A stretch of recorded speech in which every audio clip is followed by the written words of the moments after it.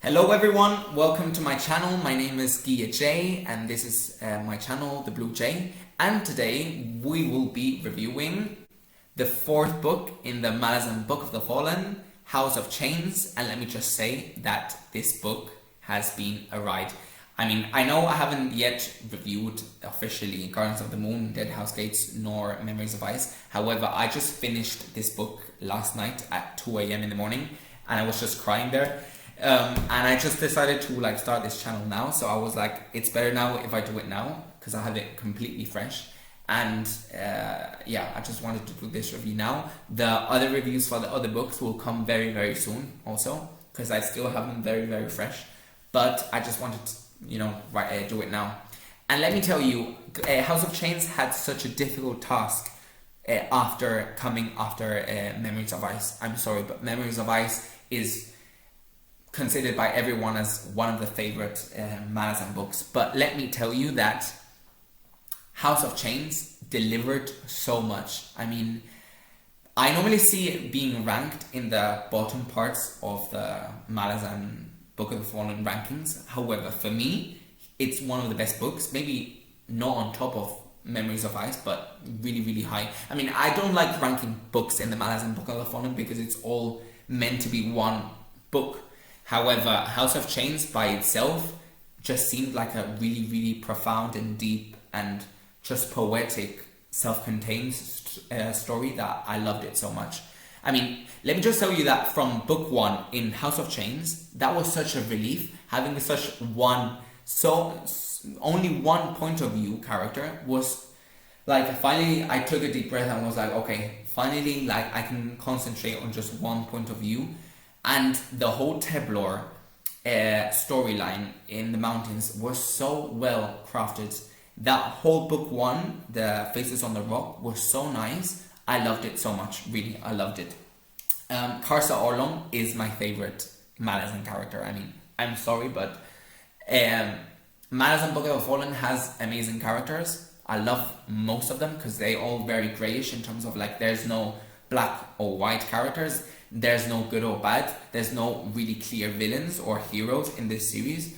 But Karsa for me is one of the best characters. I mean, he discovers the whole Malazan world with us at the same time. His innocence, you can see it from the very beginning, is so he's barbaric and he's brutal at the beginning, but at the same time so innocent and ignorant that we're so ignorant in this world.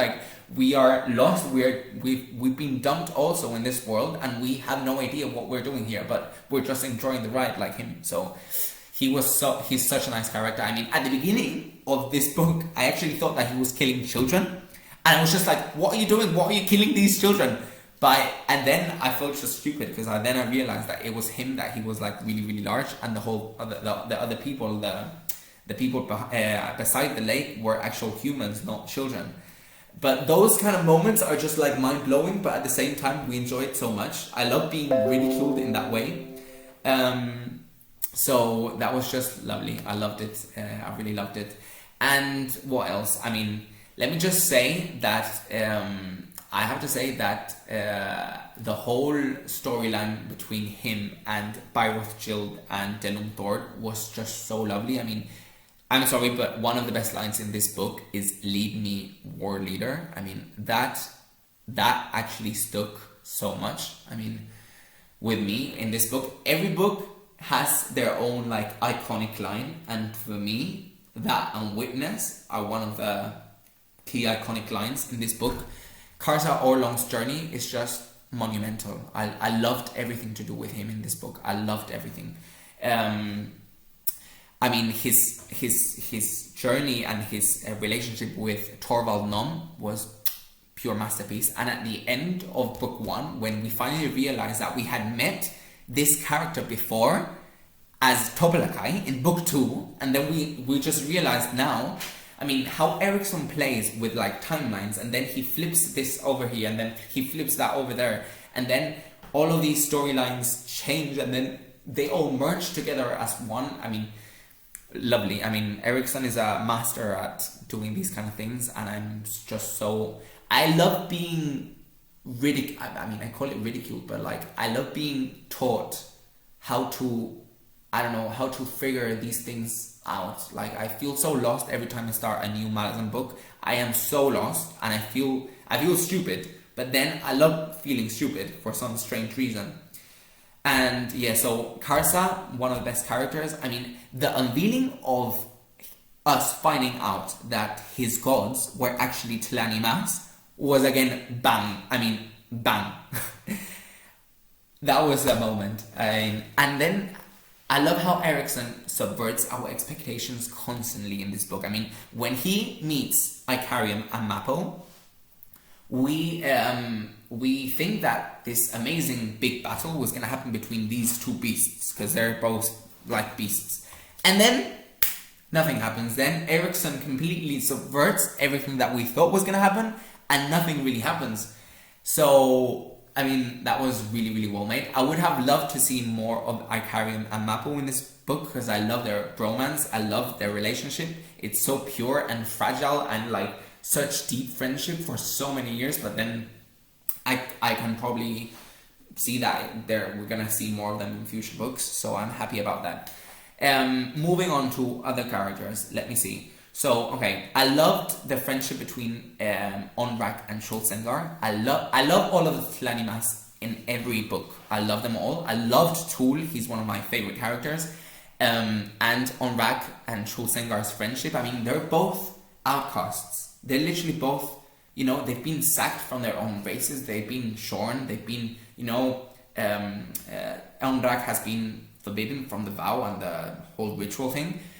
But then, at the same time, like they are called broken throughout the whole book, but then you can actually tell that the broken ones are the other ones, the other Tista Edur and the other Tlanimas. Like they are actually the most full in terms of like their friendship is so nice, and I loved all of their interactions. I love their pure friendship. Especially we can see the contrast between Onrak and the other Tlanimas that are traveling with them, Monok and Ibra, I think they're both called, and the whole contrast that we can see how the others are broken with no feelings, and then they are so like pure. It's so good. I love them. I must say that the ending with them going to the first throne, then finding Apt and Panic and Minala, and then waiting for the renegade Tlanimas to appear, I must say that was a bit underwhelming, because I was expecting more to happen at the end in terms of that storyline, but I guess that's going to be saved for future books, because Trull then kind of is going to now tell his tale of what happened to him in Midnight Tides, I assume. I mean, a lot of my assumptions are probably wrong, but I just love being wrong in this series, because then in future books I'll realize that I was wrong and I'll laugh about it. So I love this series because of that. So what else happened in this book? I mean, a lot happened, I must say. Okay, the central part of this book, for me at least, well, before I actually talk about the central part of this book, let me just say that Erikson is such a master of putting puzzles of things, and then us realizing about the whole puzzle and all these kind of pieces that he's been putting together at the end of the book. Like Onrak's, you know, story about him with Kilava and his wife, and then we realize that his wife was actually the goddess, the whirlwind goddess that had been in Shaik, or had been Drina or something like that. I don't know. I'm still a bit lost, but then I don't know, he was, you know, piercing all of this puzzle from the very beginning of the book until we actually, like, at the end, it was just amazing. I loved it. I loved this book. But the whole central part of the book, which was, you know, Tabor and Felisin, the two sisters that are gonna, I mean, Erikson built this whole book around, like, their final confrontation, and Tabor was walking through the chain of dogs backwards, like what Coltane did, but the other way around.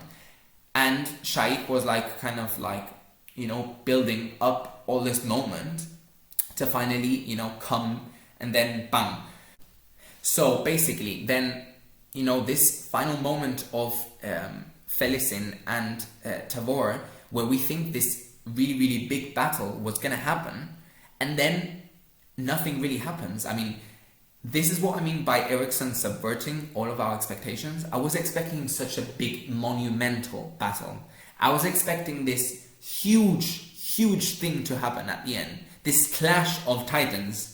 And then nothing. Then I was crying at 2 a.m. last night when I was just reading. And then, I hated Phyllis in Dead House Gates. I hated her, like most people online. I hated her so much. Like, I could not relate to her at all. But then in this book, we saw that she was so broken. She was so alone. She only desired the love of her sister. She only wanted her love. And then when the goddess actually dies, killed by Corbolodon's dog slayers, and then we kind of like realize that she's just there standing alone. She can't even lift her sword, and then she just faces her sister, and then she's just killed. And I just couldn't believe it. Like, I was like crying so much last night. I mean, I cried a lot with Cotillion and the Chain of Dogs. I cried so much. I loved that storyline. But Cotillion was meant to like lead these people. It was his job, and he actually did it, and he was like, everyone cheered for him and everyone remembers him now. However, Felicin died there, just like killed by his sister. His sister didn't even realize that Tavor had killed her, and then she's just like dead, and then no one is even weeping for her. And I just felt so sad about her, like so sad. And I don't know, like I get even emotional now, because like I can relate so much with her in this book, and I just saw her so broken. And yeah, I mean, I would love to see Felicin being reborn in some way again in future books, but I don't think it's gonna happen. I don't know why. But for me, this book really brought Felicin back, to me at least. And she, yeah, I mean, it was just so tragic. The end was really tragic. And I'm really happy that a big battle didn't happen. Like, it wasn't needed. And I loved that Erikson made the choice of Tavor not knowing that she had actually killed her sister, because I think that added to the whole tragedy of the scene and the whole storyline of their, how they. It was just so tragic. I mean, imagine killing your sister and then not even knowing it, like not even weeping for her. Like, it was just so sad. And yeah, I mean, but one of the things I loved the most was Laseen and Pearl's trying to cover what Tavor had just done by hiding Felicin's body so that she doesn't find out that she had killed her sister. I mean, that was such a nice thing to do, if you think about it.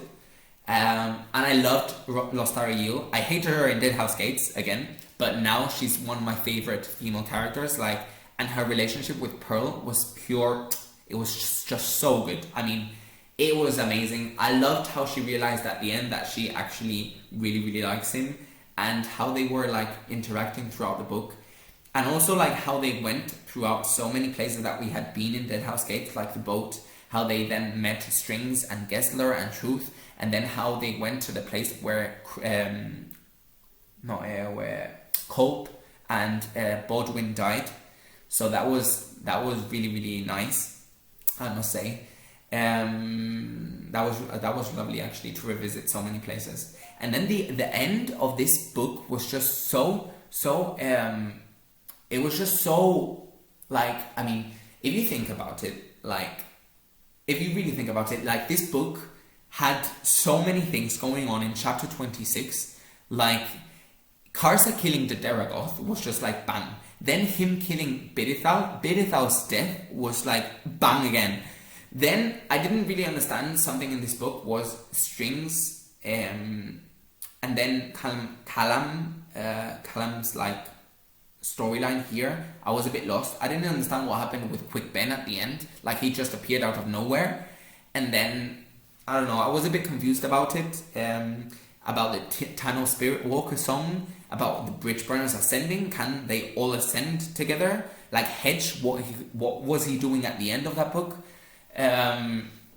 I don't know, I was a bit confused and a bit underwhelmed by especially Callum's storyline. I loved String's interactions with the other kind of people in the army, but I must say that sometimes I don't connect that much with all of the soldiers in that kind of army because I get confused between the names, so I find it difficult to distinguish between them. But I just hope to see more of Strings. I loved the scorpion scene in this book. That was very well made. I loved it. It was such an enjoyable moment, and then kind of a relax from all of the tension that was going on throughout, but also I guess it had a lot of metaphors to do foreshadowing future events. But yeah, I mean, and then the sea coming at the end and filling up Varaku, which I think, so Varaku was a desert, but before it was like an ocean, I think, no? And then in the end the ocean came again. And then, to me at least, it felt like kind of a full circle because the prologue in Truls Sengar's Troning has so much imagery of the sea and water and the ocean that actually, you know, chapter 26 filling up with the whole ocean in Varaku kind of felt like a full 260 kind of full circle, but I don't know, I might be wrong. But yeah, what other characters? I mean, Cutter and Apsalar. I know a lot of people get angry that Ericsson changes names a lot. I mean, Crocus, Cutter, Sorry, Apsalar. It can get confusing because there's so many characters in these books. Like, I can count like hundreds and hundreds of characters. But I can kind of see why he does it, because there's such a change between books. There's such a change of like characterization that I can see why. But it can get very confusing, I must say. But I love their love, their friendship. I think it's more love than friendship, but it's such a teenage kind of love. And they are just so... I can kind of relate a lot with Cutter. I don't know why, but I can really relate with him in some aspects. But it's so sad how Apsalar is so confused whether Cutter likes Apsalar or likes the fisher girl or likes the assassin. You know, it's really sad to see all of the confusion behind that. But I don't know what happened in the end with Apsalar leaving and then Cutter being left alone.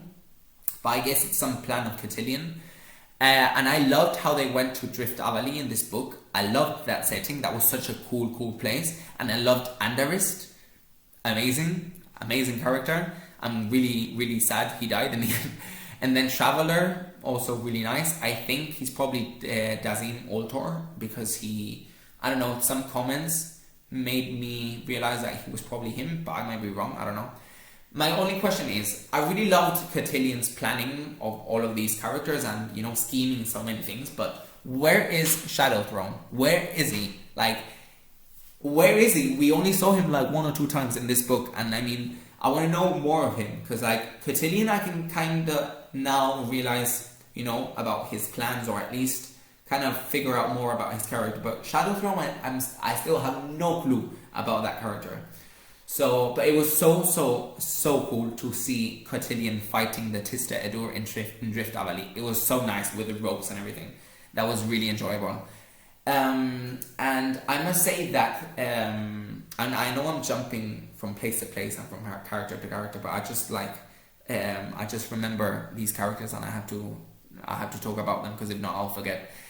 So Tavor, I loved the whole metaphor of cold and versus hot iron, and I really did not like Tavor at the beginning of House of Chains. I didn't like her at all. Like, she felt so cold, and so like there wasn't much characterization going on behind her character. Like, she felt so shallow and so like, I don't know. And at the beginning I thought that Tamber, the woman that visits her tent sometimes, I thought she was her lover, but then at the end of the book we realized she was probably training her in terms of sword for the final fight. And so then I realized, and then I was like, oh wow, this character was like, is really cool. I mean, the death of like her sister was really sad at the end, but like, I loved the whole cold versus hot iron, and many of the characters in this series seem hot iron and not as many are cold iron, so I really appreciate the ones that are cold. But I loved also her relationship with Gamut. Gamut, I must say that was kind of a happy ending, I must say. I was really, again, expectations completely subverted. I was stupid enough to think that he was actually leaving the tent, getting on his horse and going to fight, and then leaving with this wicked woman. But then we realized that he was actually sleeping, and it was kind of his spirit or something like that that was the one who started fighting the Corporal dog slayers. So that was a lovely kind of ending to his character, I would say. But yeah, I mean, it was sad to see him go, but at the same time beautiful. And what else? What other characters? I'm thinking. What other characters? I mean, I have to say that I was a bit slightly underwhelmed by Corporal Dom, Chemist Relo, and all that kind of thing. Because, okay, I understand that I loved the betrayal kind of thing. Every chapter there was like someone new betraying someone new in every chapter. But at the same time, I think that Corporal Dom kind of betraying Shaik and going to the Empress and finally, going to the other side was a bit of a stupid plot line, and we knew from the very beginning that it was going to go wrong for some strange reason. But I mean, yeah, I don't know. I really don't know why, and they seemed like so evil, like so evil. Like, I normally like greyish characters, so yeah. I mean, I hope we see more of Corporal Dom, because I think he's not dead. He's going to be taken to the Empress, and I hope he does something to kind of go off and get freed, because I want to see more of him. And yeah, I mean, Lauric and his father Osric. I loved finding out about the Tisteliosan in this book. I want to see more of Enias and Jorud in future books, because they were a really nice introduction in this book. I loved how Eriksson throughout, especially at the beginning of each chapter, in the beginning parts of each chapter, how he talked so much about light, darkness, and shadow. So it was nice to see some of the light in this book, and I really like the Tisteliosan, I must say. I was very lost with the whole Nascent, Shattered Warren, what happened with the Tilani Mass. I was really lost in terms of that. But Lauric, I loved him. I loved his relationship with his father. I loved the scene with the dragon, with his father in draconian form, and we see the Deragoth, and then we see the Kachen Chemale, and we see the Skykeeps, and we see more. And it was nice to see that there are more Skykeeps apart from Moonspawn. So that was lovely. That was a really nice, a nice introduction to the book. But I don't know why, but I get the feeling that we're not going to see more of Lauric in future books. I might be wrong, but like the ending part of the book with like him leaving with his father seems a bit, I don't know, conclusive to his storyline. So I hope that's not true, but that's just my assumption. And what else? I mean, Heboric. Okay. Heboric. I did not connect with Heboric a lot in Dead House Gates. I don't know why, but I did not connect with him a lot from the very beginning. And therefore, in this book, I wasn't still a huge fan of him. But I must say that him becoming Treach's Destriant was a nice change to the character. I hope he changes. I hope there's some development, and then he kind of changes. But it was really cool to see his visions of the giant Jade, the Jade Giant, and I hope to find more about that. They are probably heading to Otataro Island, so we're going to find more about that. But it's really nice to see. I mean, one of the things I love most about this book is how humor is integrated into like these like really tragic events that happen all the time. And although I hated Iscaril Pust in Dead House Gates, having him in this book was such a relief, because it was just like some moments of humor, and his interactions with Mogora were just like so crazy, and it was just such a nice rest from everything that was going on in the book. So I was very happy to see him again, and I'm really curious to see where that is going with Felicing Younger, Cutter, and Silara. I mean, Selara's journey in this book, poor her, I mean, she's gone through so much, and then just like the imagery with the Durhang, and then she being raped, and then, I mean, I'm really glad she killed her rapist in the end, but I'm really, really curious to see where her and Felicity Younger are gonna go, because, yeah, I mean, I guess they're gonna develop a lot, the characters, in the future. And wait, let me see. I mean, Leoman of the Flails and Korab. I mean, that final, not the final scene, but the fighting scene between them and the whole thing that was going on with strings and them putting bombs in the floor and then dividing each other. That was such a good scene. I mean, for me that was a fight scene of the book, and it was just so funny to see how Korab was like avoiding so many times being killed. Like, it was so funny, and I really appreciated it, because like these moments of humor add layers to these books. You know, it's not just tragedy, it's not just tension, it's not just adventure, it's just like a combination of so many themes together that I'm really, really glad that they Erikson added this character here. And his admiration for Leoman, I love it so much. I really love it. And I think that's more or less it. I mean, I've more or less talked about, I mean, all of the fists. I got a bit confused between Tenebralta, Blistic, Keneb, but they were nice additions to the, I mean, we had already met most of them in Deadhouse Gates, but it was nice to see them, because right now I could distinguish between the characters much more. So it was really, really nice. I'm such a huge fan also of the scene between Strings and Temul, which is the Wiccan survivor of the Chain of Dogs, and I loved how many of the Wiccans undervalued Temul, and he was kind of really scared to take command of the Wiccan clan. But then his journey was also really nice. I love also Nil and Nether. I want to see more and more and more of them in the future. And yeah, I mean, that was so nice. And the whole imagery of the Wiccans and everyone who was killed in the Chain of Dogs, you know, all the ghosts getting up to fight and killing all of the Corboldom's dog slayers, that was just like final revenge time for everything that had happened in the Chain of Dogs. So that was just lovely to see.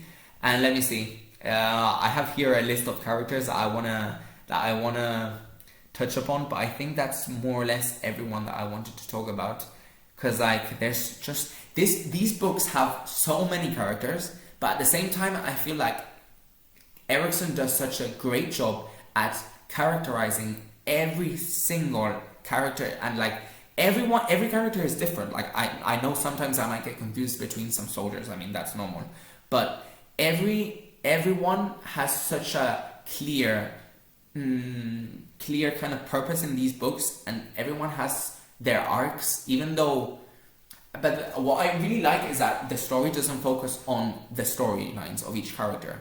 Events happen, and events happen in different continents, with different groups of people, with different races, but they all build between each other the story. So it's not like a single story that moves the plot line. It's like all of these millions of storylines with people who have different types of powers, with like gods, ascendants, and soldiers, and mages, and they all play their own game in this amazing game that is Malazan. So that's what I love the most.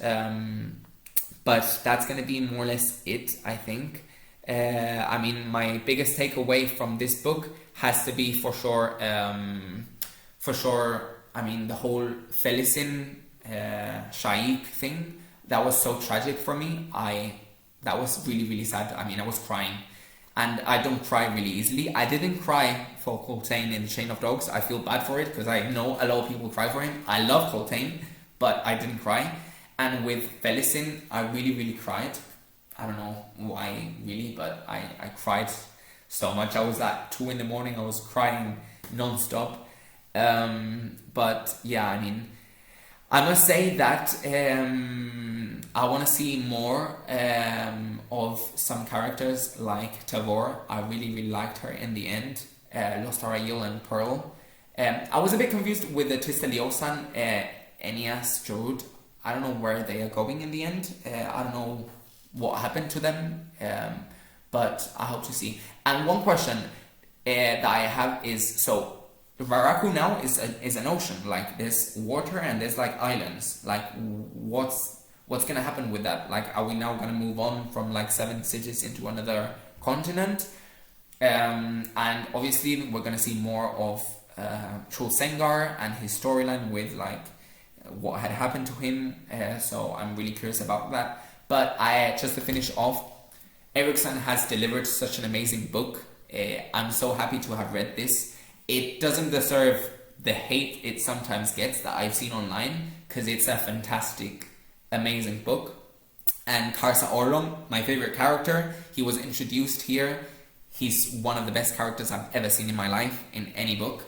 And, you know, Erickson keeps on playing with themes of compassion, indifference, you know, motherhood, you know, love, and, you know, I just keep on loving how he adds more and more characters and continents and just keeps on building this amazing world full of races and full of power.